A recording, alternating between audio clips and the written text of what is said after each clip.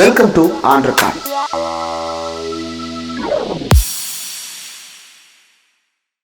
Welcome to on record. இன்றைக்கு நம்மோடு நேர்காணலுக்காக சிறப்பு விருந்தினராக மூத்த பத்திரிகையாளர் திரு ஆடி செந்தில்நாதன் அவர்கள் இணைந்திருக்கிறார். அவரோடு பேசலாம். சார் வணக்கம். சார், தமிழ்நாடு நிதியமைச்சர் தங்கம் தென்னரசு இன்றைக்கு ஒரு கிளைமை முன்வைத்திருக்கிறார். முதலமைச்சரும் அதை ஷேர் பண்ணியிருக்கிறார். சார், தேசிய சராசரியை விஞ்சினோம், அதிமுக ஆட்சியின் வளர்ச்சியை காட்டிலும் 2 மடங்கு மிஞ்சினோம் அப்படின்னு சொல்லிட்டு 2 முக்கியமான தரவுகளை கம்பேரிசனை ட்ரா பண்ணியிருக்கிறாங்க.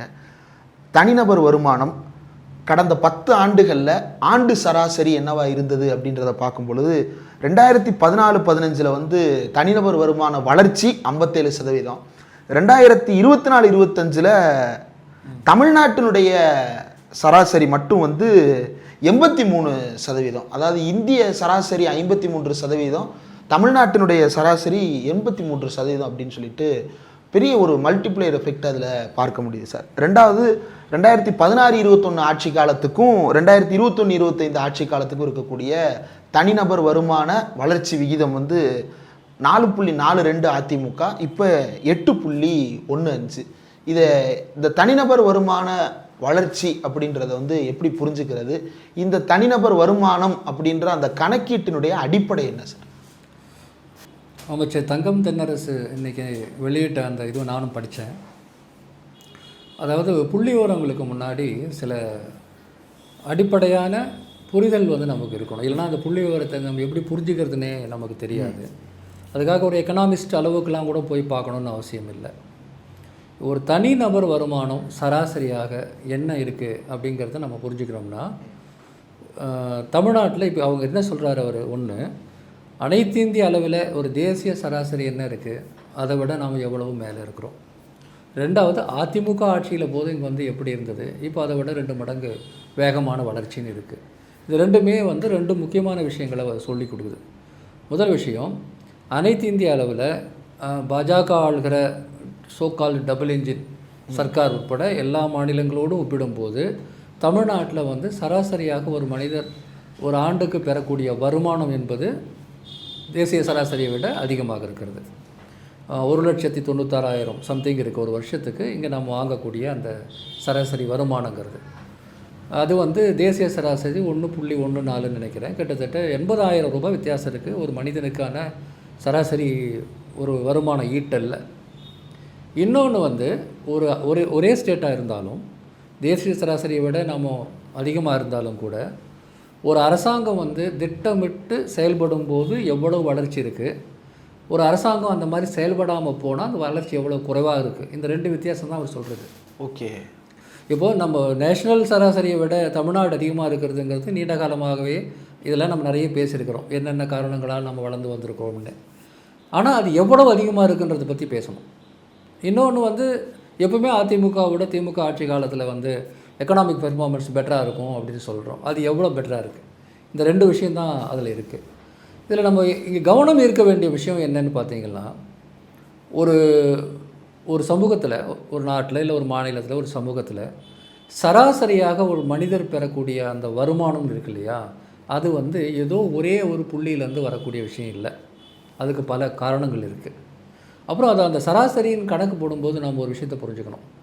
மகாராஷ்டிரா, குஜராத் இது 2மே பொருளாதார ரீதியாக மிகவும் முன்னேறிய மாநிலங்கள் என்று சொல்லுவாங்க. தமிழ்நாடு 2-3 தான் எப்பவும் வைப்பாங்க. ஆனால் மகாராஷ்டிரா, குஜராத்துக்கும் தமிழ்நாட்டுக்கும் உள்ள வித்தியாசம், முக்கியமான வித்தியாசம் என்னென்னா, மும்பை, குஜராத் இது 2மே வந்து இந்தியாவுடைய ஃபினான்ஸ் கேபிட்டலுடைய மையம். அங்கே வந்து மிகப்பெரிய பனியா முதலாளிகள் வந்து சர்வசாதாரணமாக பல ஆயிரம் கோடிகளை வந்து கையில் வச்சுருந்து இன்வெஸ்ட் பண்ணுறாங்க. அதாவது நிதி மூலதனத்தினுடைய மையமாக அது 100 வருஷத்துக்கு மேலே இருக்குது. தமிழ்நாட்டில் அந்த மாதிரி எந்த பெரிய நிதி மூலதனமும் இல்லை. வேறு சில மாநிலங்களில் வெவ்வேறு விதமான ஒரு குறிப்பிட்ட மூலதனங்கள் இருக்கலாம். இயற்கை வளம், கனிம வளம், இது மாதிரி பல மூலதனங்கள் இருக்கலாம். தமிழ்நாட்டில் அதெல்லாம் கூட பெரிய மூலதனம் கிடையாது. தமிழ்நாடு முழுக்க மனித மூலதனத்தை மட்டுமே, ஹியூமன் கேபிட்டலை மட்டுமே வைத்து இந்த உயரத்தை அடைஞ்சிருக்கு. இதுதான் வந்து முக்கியமானது.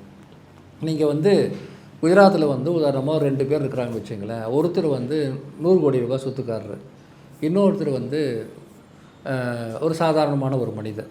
இவங்க 2 பேருக்கும் வந்து நீங்கள் சராசரி போட்டிங்கன்னா என்ன ஆகும்? 2 பேரும் ஆளுக்கு 50 கோடி ரூபாய் வச்சுருக்காங்க வரும். அப்படி தான் மனசு தோணும் இல்லையா? ஆமாம். 100 கோடி ரூபா வச்சுருக்கிறவரையும் சாதாரணமாக ஒரு மனிதரையும் நீங்கள் கணக்கு போட்டு பார்த்தீங்கன்னா 2 பேர் ஆளுக்கு 50 கோடி ரூபா அப்படின்னு நீங்கள் பேசுவீங்க. இதான் வந்து புள்ளியியலில் வரக்கூடிய அந்த மாயாஜாலம். அந்த மாநிலத்தில் ஒவ்வொருத்தரும் 50 கோடி வச்சுருக்காங்க அப்படின்ற மாதிரி மனசு தோணும். அதனால் வளர்ந்த மாநிலம் பாரு. ஆனால் அந்த வளர்ந்த மாநிலத்தில் யார் வளர்ந்துருக்குறாங்க, அந்த பணம் எப்படி வந்து பகிரப்பட்டிருக்கு, இதான் பார்க்கணும். ஓகே. அப்போது எப்பவுமே நம்ம வந்து ஒரு நேஷ்னல் டொமஸ்டிக் ப்ராடக்ட்டு அல்லது வந்து ஸ்டேட் டொமஸ்டிக் ப்ராடக்ட் இதெல்லாம் பேசும்போது, தனிநபர் வருமானம் பேசும்போது இந்த ஆவரேஜ் அவுட் பண்ணி சொல்கிறதுக்குள்ளே போய் நம்ம பார்க்கணும். சரி, அங்கே வளர்ந்துருக்காங்கன்னா மொத்த வளர்ச்சியில் மொத்தம் இவ்வளோ பேர் சம்பாதிச்சிருக்கிறோம், அதை மக்கள் தொகையால் டிவைட் பண்ணி பாருங்கள் அப்படின்றது வந்து புரியாது நமக்கு. அது வந்து ஒரு விதமான மாயாஜாலமாக போயிடும். ஆனால் தமிழ்நாட்டில் வந்து மனித மூலதனம், அதாவது தமிழ்நாட்டு மக்கள் வந்து படித்து ஒரு வேலைக்கு போயோ ஒரு தொழில் செய்தோ ஒரு தங்களுடைய சொந்த அறிவு அல்லது திறமை அல்லது உழைப்பின் மூலமாக மட்டுமே வளர்ந்து இந்த உயரத்துக்கு வந்திருக்காங்க. இதுதான் இதில் இருக்கிற ஸ்டோரி. அப்போது குஜராத்லேயும் மகாராஷ்டிராவில் அப்படி இல்லையானா அப்படி இருக்கிறாங்க. இந்தியா முழுக்க அப்படி இருக்கிறாங்க. உழைக்கல, யார் உழைக்கல? இந்தியா முழுக்க உழைக்கிறாங்க. நாம் தான் உழைக்கிறோம், மற்றவங்களாம் சோம்பேறியாக இருக்கிறான்னா? எல்லாரும் தான் உழைக்கிறாங்க. ஆனால் அங்கே ஏன் அவ்வளோ வரல? அப்போ உழைப்பு மனித மூலதனம் தான் காரணம்னு சொல்கிறேன். ஆனால் மனித மூலதனம் மட்டுமே காரணமாக இருந்தால் ஊபியும் பீகார் தானே அதிகமாக வந்திருக்கணும். அவங்க என்ன உழைக்கலையா? மக்கள் தொகையும் அதிகமாக இருக்குது, அவங்க தான் உழைக்கிறாங்க. ஸோ பல ஃபேக்டர்ஸ் காரணமாக இருக்குது. ஒரு சமூகத்தில் வந்து இந்த தனிநபர் வருமானம் அதிகரிப்பதற்கு பல ஃபேக்டர்ஸ் வந்து காரணமாக இருக்குது. இன்றைக்கி வந்து அமைச்சருடைய அந்த அறிக்கை, அந்த போஸ்ட்டை பார்த்த பிறகு நான் ஒரு குட்டி ஒரு அரை மணி நேரம் ஒரு சர்ச் பண்ணேன். பொதுவாக பல நாடுகளில் வந்து இந்த தனிநபர் வருமானம் உயர்ச்சின்னு சொல்லும்போது அது எந்தெந்த காரணங்களால் வருது அப்படிங்கிறத வந்து ஒரு குயிக்காக கொஞ்சம் ஸ்டடி பண்ணேன். அதில் வந்து நான் அதை சுருக்கமான பட்டியலை சொல்கிறேன். அது ஒவ்வொன்றத்துலேயும் தமிழ்நாடு வந்து மேம்பட்டிருந்தால் மட்டும்தான் இதை வந்திருக்க முடியும். முதலாவது வந்து எல்லாரும் சொல்கிறது ஹியூமன் கேபிட்டல் டெவலப்மெண்ட் தான், மனித மூலதனம், மனித வளம். அதாவது கல்வி, திறமை, இது முக்கியமானது. கல்வியும் திறமையும் அதுக்கு நீங்கள் நிறைய முதலீடு செய்யலைன்னா உங்களுக்கு வந்து தனிநபர் வருமான விகிதம் அதிகரிக்காது. இப்போ முதல்ல மனிதவள மேம்பாடு, அது ரெண்டாவது ஹெல்த் கேரும் முக்கியமானதாக பார்க்குறாங்க. நீங்கள் வந்து உடல்நலம் வளமாக இருக்கக்கூடிய ஒரு இடத்துல தான் இந்த கல்வியும் திறமைகளும் கூட ப்ரொடக்டிவாக மாறும். ஓகே. அதனால் அது அந்த புள்ளி வரல அதையும் பார்க்கணும்.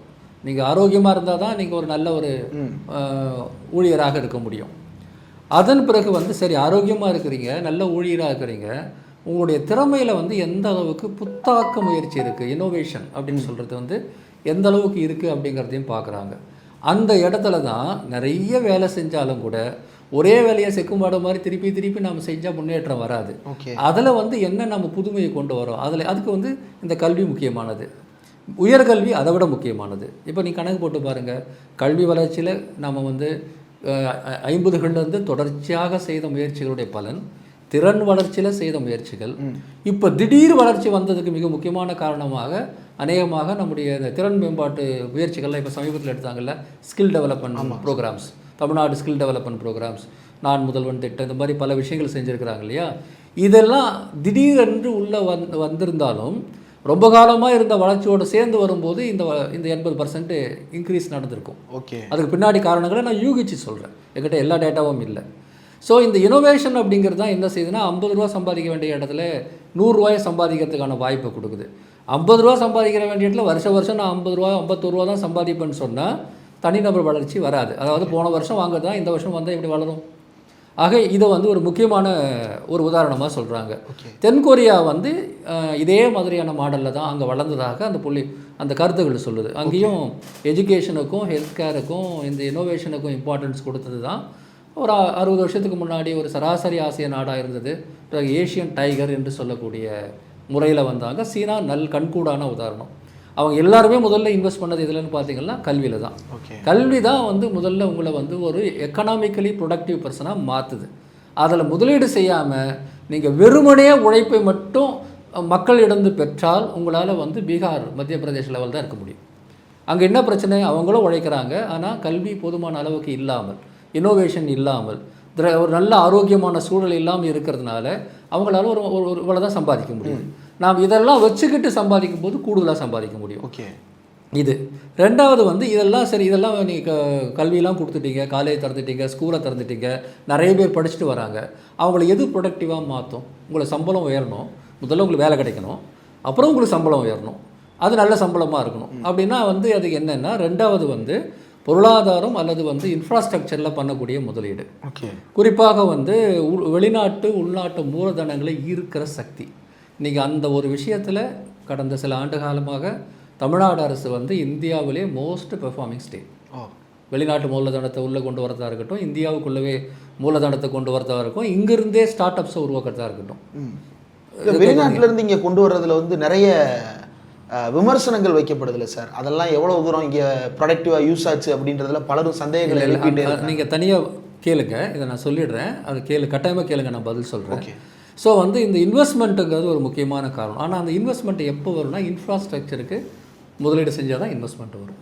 நீங்கள் ஒரு நல்ல துறைமுகத்தையும் விமான நிலையங்களையும் இண்டஸ்ட்ரி எஸ்டேட்ஸையும் இது எக்கோசிஸ்டத்தெல்லாம் நீங்கள் உருவாக்காமல் போனீங்கன்னா யாரும் முதலீடு செய்ய வர மாட்டாங்க, எங்கேயுமே வளர்க்க முடியாது.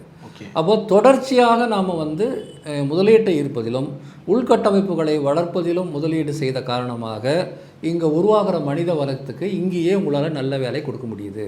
இது வந்து வருமானத்தை உயர்த்துவதில் முக்கியமான ஒரு பங்கு வகிக்கிறது. அதற்கு அடுத்ததாக என்ன சொல்கிறாங்கன்னா, அரசாங்கத்தினுடைய திறமை. இதெல்லாம் செய்யறதுல வந்து அரசாங்கத்துக்கு எவ்வளோ திறமை இருக்குன்னு ரூல் ஆஃப் லா வந்து ஒரு முக்கியமான ஃபேக்டராக பார்க்குறாங்க. சட்டத்தின் ஆட்சி, சட்டம் ஒழுங்கெல்லாம் ஓரளவுக்கு நல்ல டீசெண்டாக இருக்கிற இடத்துல முழுக்க ப்ரொடக்டிவிட்டியில் தான் இருக்கும். அந்த சட்டம் ஒழுங்கு சரியில்லைனா யாரும் முதலீடு செய்ய வரமாட்டாங்க. ஒரு அச்சம் இருக்கும், இங்கே வந்து என்ன நடக்குமோ அப்படின்ற ஒரு பிரச்சனை இருக்கும். ஏதோ ஒரு அண்ட்ரஸ்ட் இருக்குதுன்னா அங்கே யாருமே போய் 10,000 கோடி முதலீடு செய்ய முடியாது. ஸோ சட்டம் ஒழுங்குறது ஃபஸ்ட்டு முதல் விஷயம் அதுதான். இந்த ஊரில் போனால் சேஃபாக இருக்க முடியுமா? வெளிநாட்டுக்காரர்கள் ஒன்றும் இல்லைங்க, 5,000 கோடி முதலீடு செய்கிற விஷயத்த ஒரு வெளிநாட்டிலேருந்து இருக்கக்கூடிய ஒரு கம்பெனி முதலீடு செய்யணும்னு நினைக்கும் போது அந்த கம்பெனி சார்பாக வந்து அதை வந்து இம்ப்ளிமெண்ட் பண்ணுவார்ல ஒரு ஒத்த எக்ஸிக்யூட்டிவ், அவருடைய நலனத்தை யோசித்து பார்ப்பாங்க. அவரால் சேஃபாக போய் அங்கே இருக்க முடியுமா? அவர் வந்து அந்த நிறுவனத்தை எஸ்டாப்ளிஷ் பண்ணுறதுக்கான வசதிகளும் பாதுகாப்பும் சூழலும் அங்கே இருக்கான்னு பார்ப்பாங்க. ஏன்னா அவரால் தான் அந்த வளர்ச்சியே சாத்தியம். ஸோ ரூல் ஆஃப் லா முக்கியம், அரசாங்கத்தினுடைய திறமை. இப்போ இன்றைக்கி வந்து தொழில்துறையில் பார்த்திங்கன்னா அமைச்சர் ராஜா வந்து பல நாடுகளுக்கு சென்று பல இடங்களுக்கு சென்று பிரமாதமாக வந்து தமிழ்நாட்டினுடைய பொட்டன்ஷியல் எல்லாம் பேசி வந்து அதை ஈர்க்கிறார் இல்லையா? இது வந்து கிட்டத்தட்ட ஒரு தனியார் நிறுவனத்தினுடைய மார்க்கெட்டிங் மேனேஜர் மாதிரி அவங்க செயல்படுறாங்க. கைடன்ஸுங்கிற அமைப்பு, அப்புறம் ஸ்டார்ட் அப் டீங்கிற அமைப்பு, இவங்க எல்லாமே வந்து அந்த மாதிரி ஒரு வேகமாக செயல்படுறாங்கல்ல. இந்த எஃபிஷியன்சி முக்கியம். ஏதோ ஒரு அதிகாரிகிட்ட பொறுப்பு மட்டும் கொடுத்துட்டு அவர் வந்தால் பார்த்துக்கலான்னு உக்காந்துட்டு இருந்தீங்களா, யாரும் வர மாட்டாங்க. நீங்கள் போயிட்டு அதை வாங்கிட்டு வரணும். அதன் பிறகு வந்து சரி இவ்வளவும் வந்த பிறகும் கூட உங்களுக்கு சுதந்திரம் இருக்கணும் முடிவு எடுக்கிறதுல. அதாவது வந்து நிறுவனங்களுக்கு வந்து பல சுதந்திரங்கள் வந்து இருக்கணும். அதை உருவாக்குறதுக்கும் இங்கே வந்து முயற்சிகள் எடுக்கப்படுகிறது. அப்புறம் இன்னொன்று என்ன செய்கிறாங்கன்னா, இன்னொன்று விஷயம்னா, இந்த கல்விங்கிறது வந்து வெறும் ஒருத்தர் படித்து வர விஷயம் மட்டும் கிடையாது. ஒரு பெரிய எக்கோசிஸ்டத்தில் இந்த எஜுகேஷன் அமைப்புகள் எல்லாம் ரிசர்ச்சுக்கும் தேவையான அளவுக்கு வந்து ஒரு பக்கபலமாகவும் இருப்பதற்கும் தேவைப்படுது. இப்போ சிலிக்கன் வேலியோ அல்லது வந்து அந்த மாதிரி சிங்கப்பூர் மாதிரியான இடங்களை சொல்லும்போது பொருளாதார வளர்ச்சிங்கிறது அங்கே இருக்கிற யூனிவர்சிட்டிஸ் அண்ட் ரிசர்ச் இன்ஸ்டிடியூஷன் வளர்ச்சியோடு சேர்ந்தது தான். அது இல்லாமல் இது இல்லை. அதே போல் தமிழ்நாட்டில் நம்ம வந்து மிகப்பெரிய அளவுக்கு வந்து அந்த இன்னோவேஷன் எக்கோசிஸ்டம், புத்தாக்க சூழமைப்புகளை உருவாக்குறதுல நம்ம நிறைய வேலைகள் செய்திருக்கிறோங்கிறது முக்கியமானது. இதை வந்து அந்த தனிநபர் வருமானம் அல்லது மொத்த வருமானத்துக்கு இது ஒரு காரணம்னு சொல்கிறாங்க. அப்புறம் வந்து இந்த மாடர்னைசேஷனை அந்தந்த காலத்துக்கு ஏற்ற மாதிரி நம்ம வந்து அப்டேட் பண்ணுறோமா? குறிப்பாக இன்றைக்கி லெவலில் வந்து டிஜிட்டைசேஷன், நம்முடைய எல்லா செயல்பாடுகளும் பொருளாதார செயல்பாடுகள் எல்லாமே டிஜிட்டல் மயமாக இருக்கா? நமக்கு வந்து போதுமான பேண்ட்வித் கிடைக்குதா? யாரும் இப்போ ஒர்க் ஃப்ரம் ஹோம் பற்றி அவ்வளோ சுலபமாக சொல்கிறோம். ஒரு உதாரணம் சொல்கிறேன். இன்றைக்கி தமிழ்நாட்டில் எவ்வளோ பேர் இங்கே இருக்கிற நிறுவனத்துக்கு ஒர்க் ஃப்ரம் ஹோம் பண்ணுறாங்க, வெளிநாட்டு நிறுவனத்துக்கும் ஒர்க் ஃப்ரம் ஹோம் பண்ணுறாங்க.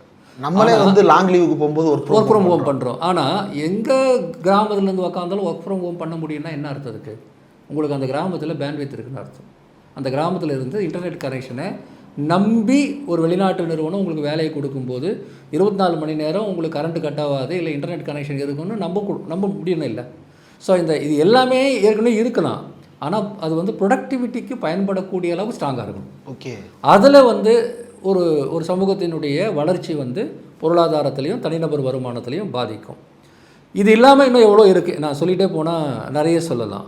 ஸோ ஓவராலாக பார்த்தீங்கன்னா இந்த ஒவ்வொன்றிலும் தமிழ்நாடு வந்து தொடர்ச்சியாக செய்த செயல்பாடுகள், கடந்த சில ஆண்டுகளில் வந்து எடுத்த பல முயற்சிகள் அத்தனையுமே சேர்ந்து தான் நம்முடைய தனிநபர் வருமானம் அப்படிங்கிறத இந்த அளவுக்கு உயர்த்தியிருக்கு. ஓகே, இந்த தனிநபர் வருமானம் அப்படின்றதுல வந்து ஏழைகளும் இருக்காங்க, பணக்காரர்களும் இருக்கிறாங்க.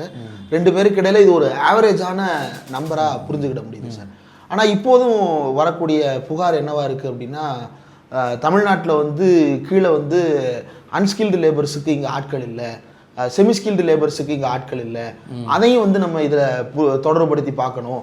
எங்கேயோ இருந்து வர்றவங்க இங்கே வந்துடுறாங்க. அப்போ இந்த பொருளாதார வளர்ச்சியில் தமிழர்களுடைய இடம் என்னன்ற கேள்வியை தொடர்ந்து ஒரு கூர்ப்பு. பெரும்பாலுமான தமிழர்கள் வந்து இன்றைக்கி தமிழ்நாட்டில் இருக்கிற தமிழ் குடும்பங்களில் இயல்பாகவே தங்கள் பிள்ளைகளை வந்து ஒரு ப்ரொஃபஷனல் எஜுகேஷனுக்கு எல்லாரும் தயார் பண்ணுறாங்க. ஓகே, குறைஞ்சபட்சம் ஒரு காலேஜ் முடிக்கணும்னு. அப்போ அதனால தான் சொல்கிறோம், இந்தியாவிலேயே தமிழ்நாட்டில் தான் வந்து உயர்கல்விக்கு போவோர் விகிதம், இந்த cross enrolment ratio in higher education அது 51% இருக்குது. இந்தியாவே 25-26% என்னவோ தான். இவங்க 50 டபுள் இருக்கிறாங்க அப்படின்னு நம்ம சொல்கிறோம். அப்படின்னா என்ன அர்த்தம், நம்ம பிள்ளைகளை வந்து லோ ஸ்கில்டு அல்லது செமி ஸ்கில்டுக்கு தயார்படுத்தலை. இது எல்லா நாடுகள்லையும் நடக்கிறது தான். ஓகே, ஒரு நாடு வளரும் போது ஒரு பீரியடில் சமூகத்தினுடைய ஆஸ்பிரேஷன் அப்படிங்கிறது வந்து எவ்வளோ கஷ்டமாக இருந்தாலும், நான் ஒரு இந்த இடத்துல ஒரு பர்சனலாக நான் ஒன்று சொல்ல விரும்புகிறேன். மேபி இது உங்களுக்கு ஒரு பயனுடையதாக இருக்கும். நான் என்னுடைய பர்சனல் தேவைக்காக நான் ஒரு மாதமாக என்னுடைய சொந்தக்காரங்க வீட்டுக்கெல்லாம் போயிட்டுருக்கேன். ஒன்றும் இல்லை, கல்யாண பத்திரிக்கை வச்சிட்ருக்கிறேன். சின்ன கிராமங்களில் இருக்கிற பழைய உறவினர்கள்லாம் 20-30 வருஷம் கழித்து இப்போ தான் போய் நான் பார்க்குறேன் பத்திரிக்கை வைக்கிறதுக்காக போகும்போது. எல்லாமே வந்து மிக மிக ஏழ்மையான பின்தங்கிய கிராமங்கள்லேருந்து வரக்கூடிய சூழல் தான். ஆனால் நான் போகிற எல்லா இடத்துலையும் என்ன தெரியுமா பார்க்குறேன், அந்த அடுத்த தலைமுறை, இந்த தலைமுறை இருக்குல்ல, இன்றைக்கி இளைஞர்களாக இருக்கக்கூடிய தலைமுறை, உங்கள் தலைமுறை இருக்குல்ல, அது அத்தனையும் குறைஞ்சபட்சம் டிகிரி முடிச்சிருக்காங்க. பலர் பிஹெச்டி எல்லாம் போயிருக்கிறாங்க, பலர் வெளிநாட்டில் வேலை செய்கிறாங்க. எனக்கு 20-25 வருஷம் கேப்புங்க. நான் சின்ன வயசில் பார்த்த பிறகு இப்போ தான் போய் பார்க்குறேன். எனக்கு என்னால் நம்பவே முடியல. அதாவது வந்து இது சமூகத்தில் எல்லாருக்கும் கிடச்சிருக்கலாம், எல்லாருக்கும் கிடைக்கல. நான் அதை நான் எல்லாருக்கும் கிடைச்சிட்டதா சொல்லலை. ஒரு சில பகுதிகளில், ஒரு சில சமூகங்களில் தான் இது நடந்திருக்கும். எல்லாவற்றுக்கும் பரப்பணுங்கிறது தான் நம்ம திட்டம். ஆனால் இந்த கிராமங்கள் 30 வருஷத்துக்கு முன்னாடி எப்படி இருந்ததுன்னு எனக்கு தெரியும். இந்த குடும்பங்கள் 30 வருஷத்துக்கு முன்னாடி எப்படி இருந்ததுன்னு தெரியும்.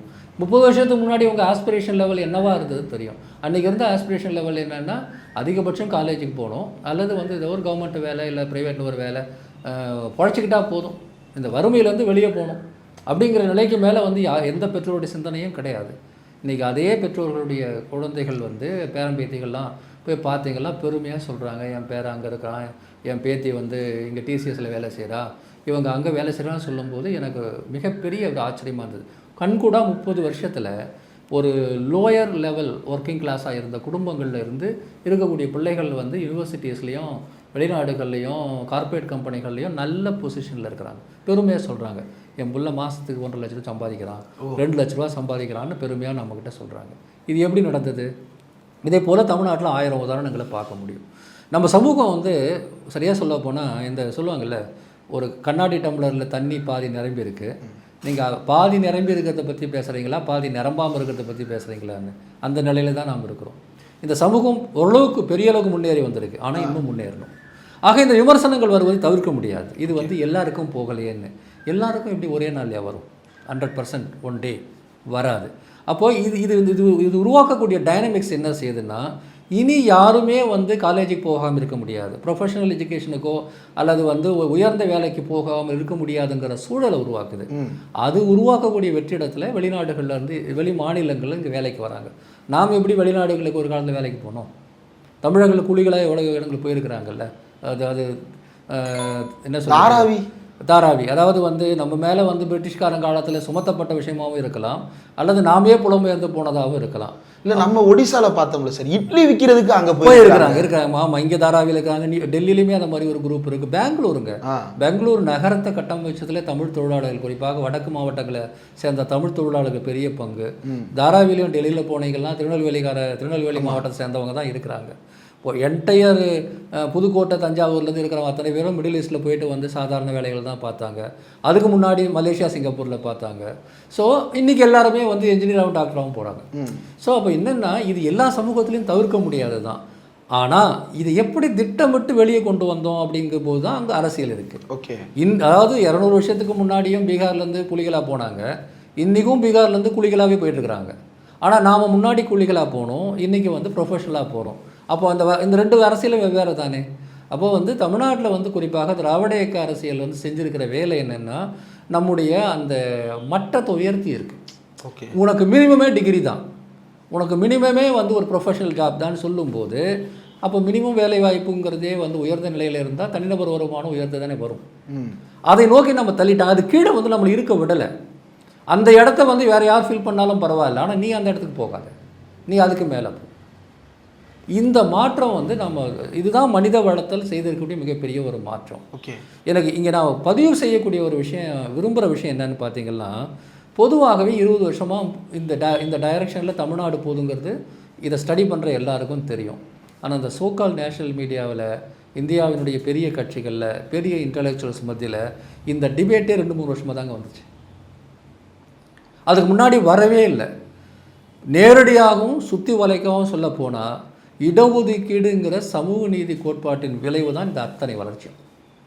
இது எல்லாம் செகண்டரி.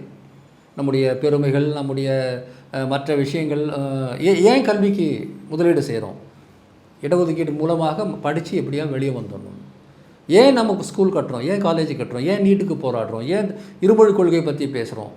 எல்லாமே கடைசியில் எங்கே போய் முடியுது அப்படின்னா, இந்த சமூகத்தில் இருக்கிறவங்க வளர்ந்தாகணுங்கிற அந்த முனைப்பு இங்கே இருக்கக்கூடிய கட்சிகளுக்கு, குறிப்பாக திமுக போன்ற கட்சிகளுக்கு அடிப்படையான ஒரு நிர்பந்தமாகவே இருக்குது. அதை வந்து அவங்க விரும்பி செய்கிறாங்க, விரும்பாமல் செய்கிறாங்க மட்டும் இல்லை, அதுதான் அவங்களுடைய முழு எண்ணங்களாக இருக்குது. எப்படியாவது வளர்ந்துடணும் ஐயா, எப்படியாவது மேலே போயிடணும், இந்த சமூகம் மேலே வரணும் அப்படிங்கிற எண்ணம் இருக்கிறதுனால அதில் 1000 பிரச்சனைகள் இருந்தாலும் இந்த அடிப்படையான எண்ணம் என்ன தெரியுமா செய்யுது? உங்களை வந்து குறைந்தபட்சமான கௌரவமான வாழ்க்கையை நோக்கி உந்தி தள்ளுது. அந்த குறைந்தபட்ச கௌரவமான வாழ்க்கை வரும்போது என்ன செய்யுதுன்னா, நீங்கள் சம்பாதிக்கிறத வந்து வெறுமனே சாப்பாட்டுக்கோ அல்லது அடிப்படைக்கு மட்டுமே செலவு பண்ணது போக மீதி பணம் இருக்கிறதுனால அதை நீங்கள் வந்து எஜுகேஷனுக்கு இன்வெஸ்ட் பண்ணுறீங்க, உங்கள் வாழ்க்கையின் வசதிகளுக்கு இன்வெஸ்ட் பண்ணுறீங்க. அது மிகப்பெரிய கன்சியூமர் மார்க்கெட்டை உருவாக்குது. கன்சியூமர் மார்க்கெட்டு மறுபடியும் வந்து வேலைக்கான டிமாண்டை உருவாக்குது. வேலைகள் நிறைய வர்றதுனால மறுபடியும் கன்சியூமர் மார்க்கெட்டு வளருது. அதனால் இங்கே இன்னோவேஷன் வருது, அதனால் இங்கே தொழிற்சாலை வருது, அதனால் இங்கே எல்லாம் வருது. ஸோ நம்ம என்ன செஞ்சோம்னா, அந்த அடிப்படை செலவுகளுக்கு மட்டுமே வாழ்நாள் முழுக்க செலவு செய்து கொண்டிருந்த ஒரு தலைமுறையை வந்து அடிப்படை செலவையும் தாண்டி, அடிப்படை தேவைகளையும் தாண்டி நம்ம ஜாலியாக சந்தோஷமாக இருக்கிறதுக்கான சூழலை நோக்கி உந்தி தள்ளியதன் காரணமாக இந்த டெவலப்மெண்ட்ஸ் எல்லாம் உங்களுக்கு சாத்தியமாக. இதில் வந்து இந்த வளர்ச்சியை சாத்தியப்படுத்துறதுக்கே ஒரு மூலதனம் தேவைப்படுது. அந்த கேபிட்டல் எக்ஸ்பெண்டிச்சர் அதுதான் நமக்கு மனித மூலதனம் தான். அந்த இல்லை சார், அந்த மனித மூலதனத்தினுடைய வளர்ச்சிக்கு அரசனுடைய எக்ஸ்பெண்டிச்சராக வந்து ஒரு செலவினம் இருக்குல்ல சார்? ஆமாம். நம்ம வந்து தொடர்ந்து வைக்கிற குற்றச்சாட்டு ஒன்றிய அரசு தமிழ்நாட்டிற்கு நிதியில் பாகுபாடு செய்கிறது. குஜராத்துக்கோ அல்லது மும்பைக்கோ கிடைக்கக்கூடிய அந்த தொகை வந்து நமக்கு கிடைக்கிறது இல்லை அப்படின்னு. இது எதுவுமே கிடைக்காம இந்த வளர்ச்சி சாத்தியப்பட்டிருக்காது அப்படின்னு பாஜக சொல்றாங்க. இது எதுவுமே கிடைக்கல அப்படின்ற இடத்துல இருந்து இந்த வளர்ச்சியை நம்ம எப்படி சாத்தியப்படுத்துறோம்? அதாவது எதுவுமே கிடைக்கலன்னு யாரும் குற்றச்சாட்டு செய்யலை. எப்படி பார்த்தாலும் பிளானிங் கமிஷன் இருக்குது, மத்திய மாநில அரசுகளுக்கு இடையில நிதி பகிர்வுன்னு இருந்துட்டு தான் இருக்குது. அது தேவையான அளவுக்கு, அதாவது நமக்கு ரைட்ஃபுல்லாக எவ்வளோ வரணுமோ அது கிடைக்கல, போதுமான அளவு கிடைக்கல, உரிய நேரத்தில் கிடைக்கல, அவ்வளோதான் விஷயம். ஆனால் அதுவே தான் நம்மளை முந்தி தள்ளுகிறது. அதாவது வந்து உத்தரப்பிரதேசத்தை வந்து பணம் கொடுத்து கெடுத்து வச்சுருக்கிறாங்க. நமக்கு பணமே கொடுக்காம நம்மளை சொந்த காலில் நிற்க வச்சுருக்கிறாங்க. இவ்வளோதான் வித்தியாசம். நான் உனக்கு கொடுக்க மாட்டேன் அப்படின்னா என்ன செய்வீங்க? நீங்கள் சொந்த காலில் தான் நின்னாகும். அது தமிழ்நாடு தனக்காக போராடி சொந்த காலில் நிற்குது. ஆனாலும் அவனுக்கு வரியை கொடுத்துட்ருக்கு. இதில் ஒரு பொலிட்டிக்கல் ஆஸ்பிரேஷன் இருக்குல்ல சார்? அதாவது பணம் வந்து வரவேண்டிய அளவுக்கு வரல. அது வந்து காமராஜர் காலத்திலேருந்து அந்த பிரச்சனையை வந்து நம்ம சந்தித்து கொண்டே இருக்கிறோம். ஆனால் அந்த இடத்துல வந்து தமிழ்நாட்டு அரசியல் முடங்காமல் ஒவ்வொரு முறையும் வந்து திரும்ப நான் நின்று காட்டுறேன் பாரு அப்படின்ற அந்த ஒரு பேக்போன் எப்படி உருவாச்சு சார்? அதுக்கு வந்து 2 அடிப்படையான காரணங்கள் இருக்குங்க. ஒன்று, தந்தை பெரியாரினுடைய அரசியல் மொழியில் சொல்ல போனால் சொந்த காலில் நிற்கிறது தன்மானம். சுயமரியாதை உள்ளவர்கள் வந்து கட்டாயமாக இன்னொருத்தங்கிட்ட கெஞ்சிக்கிட்டு இருக்க மாட்டாங்க. அவன் கொடுக்கலனாலும் கூட அடுத்த வழி என்னன்னு பார்க்கக்கூடிய அந்த ஒரு தன்மை ஒன்று இருக்கும். ரெண்டாவது, அண்ணா உருவாக்கின ஒரு பொருளாதார அரசியல். தமிழ்நாடு இப்படித்தான் வளர்ந்தாகணுங்கிற ப்ளூ பிரிண்ட். அப்புறம் கலைஞர் காலத்தில் 70s குறிப்பாக வந்து இது எல்லாத்துக்கும் போடப்பட்ட இன்ஃப்ராஸ்ட்ரக்சர் அஸ்திவாரம். ஓகே. கல்வி, தொழிற்சாலை, இப்போ இன்றைக்கி பேசுகிற பல விஷயங்கள் வந்து கலைஞர் காலத்தில் உருவாக்கப்பட்டது.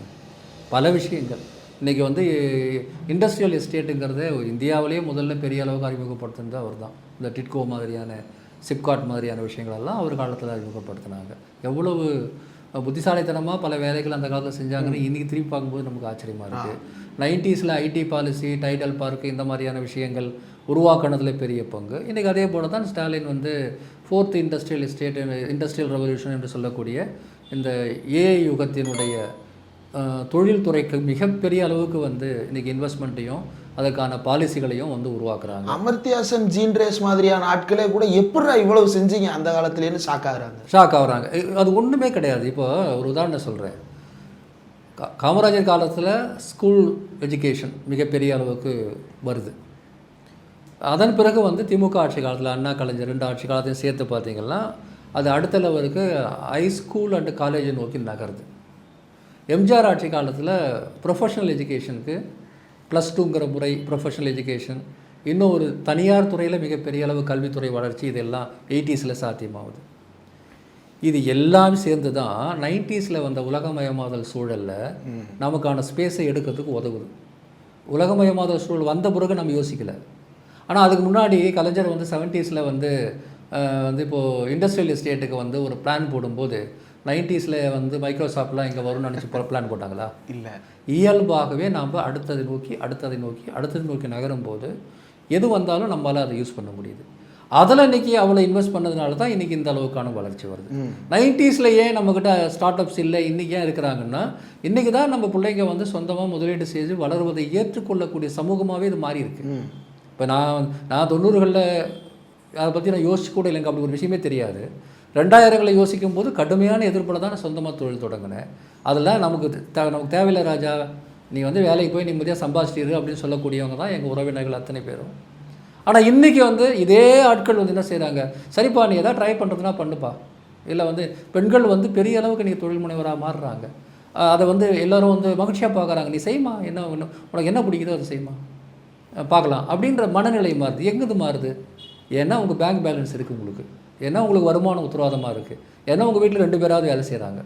அதனால அடுத்த ஜெனரேஷன் ஒரு எக்ஸ்பெரிமெண்ட் பண்ணும்போது அவசரப்படாமல் செய், நல்லா பண்ணு அப்படின்னு சொல்கிறோம். இதை தான் நான் வளர்ச்சின்னு நான் சொல்கிறேன். இப்படி ஒரு 50s உருவாகின இந்த வளர்ச்சியோட அடித்தளம் நான் சொன்னதை போலவே ஒன்று இந்த தன்மான அரசியல், சுயமரியாதை அரசியல், ஒவ்வொரு மனுஷன்கிட்டையும் உருவாக்குற மாற்றம். இதே மாதிரியான மாற்றத்தை மிக சில இடங்களில் தான் இந்தியாவில் சாத்தியம். குஜராத்தில் வந்து பெரிய அளவு தொழில்துறை இருக்குது, ஆமாம், எல்லாம் பனியாக்கள் மட்டும்தான், வேறு எவனும் கிடையாது. தமிழ்நாட்டில் எல்லா சமூகத்திலேருந்தும் ஆந்திரப்ரனர்ஸ் வராங்க. எந்த ஸ்டேட்டில் சொல்ல முடியுமா உங்களால்? இந்த மாதிரி எல்லா சமூகங்கள்லேருந்தும் தொழில் முனைவோர்கள் வரக்கூடியதை வந்து எத்தனை இடங்களில் உங்களால் பார்க்க முடியும்? இந்தியாவில் எங்கேயுமே பார்க்க முடியாது ப்ராக்டிக்கலாக. அங்கே ஏற்கனவே பரம்பரை பணக்காரர்களாக இருக்கிறவங்க புது தொழிலில் வந்து முதலீடு செய்கிறாங்க. இங்கே ஃபஸ்ட் ஜெனரேஷன் பட்டதாரின்னு முதல் தலைமுறை பட்டதாரி என்பதை போலவே முதல் தலைமுறை தொழில் முனைவோர்கள் தான் அதிகம். இங்கே பரம்பரை தொழில் முனைவோர்கள் ரொம்ப கம்மி. முதல் தலைமுறையாக வரவங்க தான் நேரடியாக ஸ்பேஸ் டெக்னாலஜியில் இன்வெஸ்ட் பண்ணுறான், அல்லது வந்து ஏஐயில் ரொபாட்டிக்ஸில் வந்து தொழில் தொடங்குறாங்க. பரம்பரையாக இருக்கிறவங்க இன்னும் ஹோட்டல் கடை தான் வச்சுக்கிறாங்க. புதுசாக வரவங்க தான் என்ன இளங்கன்று பயமறியாதுன்ற மாதிரி எல்லாத்துக்கும் அவங்க போக முடியுது. ஸோ வந்து இந்த சமூகத்தில் வந்து ஒரு மிகப்பெரிய மடைதிறந்த வெள்ளம் போல் இந்த புத்தாக்கமும் இந்த தொழில் முனைவும் இன்றைக்கி உருவாகி இருக்குல்ல, இது இப்படி உருவாகியிருக்கிறது என்பதே இந்த பொருளாதார கொள்கையின் வெற்றிக்கு வந்து ஒரு அடையாளம். ஓகே. இல்லைனா நம்ம என்ன செஞ்சுருப்போம்னா வெறும் ஒரு குறிப்பிட்ட அளவுக்கு சம்பளத்தை சேர்த்து எப்படியாவது பாதுகாப்பாக வாழ்ந்தோம்னுங்கிறதே சிந்தனையாக இருந்துகிட்ருக்கோம். அங்கே எந்த மாற்றமும் இருக்காது. அதை உடச்சி விட்டுருக்குறாங்க, அந்த மடையை வந்து உடைச்சிருக்கிறாங்க. அதுவும் கடந்த 3-4 வருஷத்தில் இன்றைய திராவிட மாடல் அரசு நம்ம சொல்லக்கூடிய இந்த அரசாங்கம் வந்து இந்த தொழில்துறையில் செய்திருக்கக்கூடிய மாற்றங்கள்ங்கிறது இடையில் ஒரு 10-15 வருஷமாக பல விஷயங்கள் செய்யாமல் போனாலும் கூட அது ஈடுகட்டுற அளவுக்கு வந்து ரொம்ப வேகமாக பல்வேறு மாற்றங்களை இன்றைக்கி செய்து அதன் காரணமாக தான் இன்றைக்கி இந்த வளர்ச்சி வந்து திடீரென்று உங்கள் கண் முன்னாடி தெரியுது. இடையிலே நம்ம பேசின அந்த குளோபல் இன்வெஸ்டர்ஸ் மீட்டு அந்த மாதிரியான விஷயங்கள்லாம் வந்து ஐ வாஷ், அதில் வந்து மறுபடியும் உள்ளூர்காரங்களே தான் அதுக்குள்ளே சுற்றுறாங்களே தவிர வெளிநாட்டிலிருந்து எதுவும் பெருசாக இங்கே வரலை, அது வந்து ஃப்ரூட்ஃபுல்லாக கன்வெர்ட் ஆகலைன்ற விமர்சனத்தை ஒரு தரப்பு தொடர்ந்து வைக்கிறாங்க. அது உண்மைதானா? அதாவதுங்க, ஒரு 4-5 வருஷத்துக்கு முன்னாடி இங்கே நடந்த இந்த ஜிம் மாதிரியான நிகழ்ச்சிகளில் வந்து போதுமான அளவுக்கு முதலீடு வரல அப்படிங்கிறது அந்த புள்ளியில் சரியாக இருந்திருக்கலாம், உடனடியாக அது கன்வெர்ட் ஆகலை. ஆனால் அந்த முதலீடை ஈர்ப்பதற்காக பல்வேறு நடவடிக்கைகள் எடுத்து அதற்கான சூழலை உருவாக்கின பிறகு இப்போ நிறைய வருது. ஸோ வந்து நம்ம அந்த விமர்சனங்கிறது வந்து அவசரப்பட்டு வைக்கிற விமர்சனமாக இருக்கலாம், இன்னைக்கு பார்த்துட்டு இன்றைக்கி பதில் வரணும் அப்படின்னு நினைக்கக்கூடிய விஷயமா இருக்கலாம். ஆனால் இன்றைக்கி அட் ப்ரெசன்ட் நீங்கள் போய்ட்டு இணையத்தில் வந்து தேடுங்க, தமிழ்நாட்டினுடைய பொருளாதாரம் பற்றி எல்லா ஊடகங்கள்லேயும் யூடியூப் உட்பட எல்லாத்துலேயும் உலக அளவுலேயும் சரி இதை பற்றி இன்றைக்கி நிறைய பேசுகிறாங்க. ஏன் பேசுகிறாங்கன்னு பாருங்கள். நிறைய பேர் இதை வந்து ஒரு பிஆர் ஸ்டண்ட் சொல்லுவாங்கன்னு எனக்கு நல்லாவே தெரியும். பிஆர் ஸ்டண்ட்டை வச்சுட்டு எல்லாத்தையும் நீங்கள் செய்ய முடியாது. இருப்பதை வேணால் சிறப்பாக சொல்லலாமே ஒழிய இல்லாத ஒன்று சொல்லவே முடியாது. இது குஜராத் மாடல் கிடையாது, இது திராவிட மாடல். ரியலான நேருக்கு நேராக பார்க்கக்கூடிய கண் முன்னாடி தெரியக்கூடிய பொருளாதார மாடல். திரை போட்டு மறைக்கிற குஜராத் மாடல் கிடையாது இது. இந்த திராவிட மாடலுங்கிறது ரியல் எக்கனாமிக் டெவலப்மெண்ட், அது மக்களுக்கானது, ஒரு எல்லோரும் வளர்வதற்கான ஒரு டெவலப்மெண்ட்டாக இருக்குது அப்படிங்கிறத வந்து நான் நிச்சயமாக பதிவு செய்யணும். குளோபல் இன்வெஸ்டர் மீட்லேருந்து சுயமரியாதையிலேருந்து பல்வேறு விஷயங்களை இந்த தனிநபர் வருமானன்ற டாபிக் உள்ள பேசியிருக்கிறோம் சார். 1925 தொடங்கிய சுயமரியாதை பிரச்சாரம் 2025 தனிநபர் வருமான வளர்ச்சி விகிதத்தினுடைய உயர்ச்சி, இதுக்கு நடுவில் இருக்கக்கூடிய அந்த கனெக்ஷனை வந்து ரொம்ப விரிவாக எடுத்து சொன்னீங்க. என்ன ஒரே வரியில் இதை சொல்லலாம், தன்மானம் இருந்தால் வருமானம் வரும். அந்த வரிகளோடைய இந்த நேர்காணல் நிறைவு செய்யலாம்னு நினைக்கிறேன் சார். இவ்வளவு நேரம் ஒதுக்கி இந்த நேர்காணல் தந்ததற்கு மிக்க நன்றி.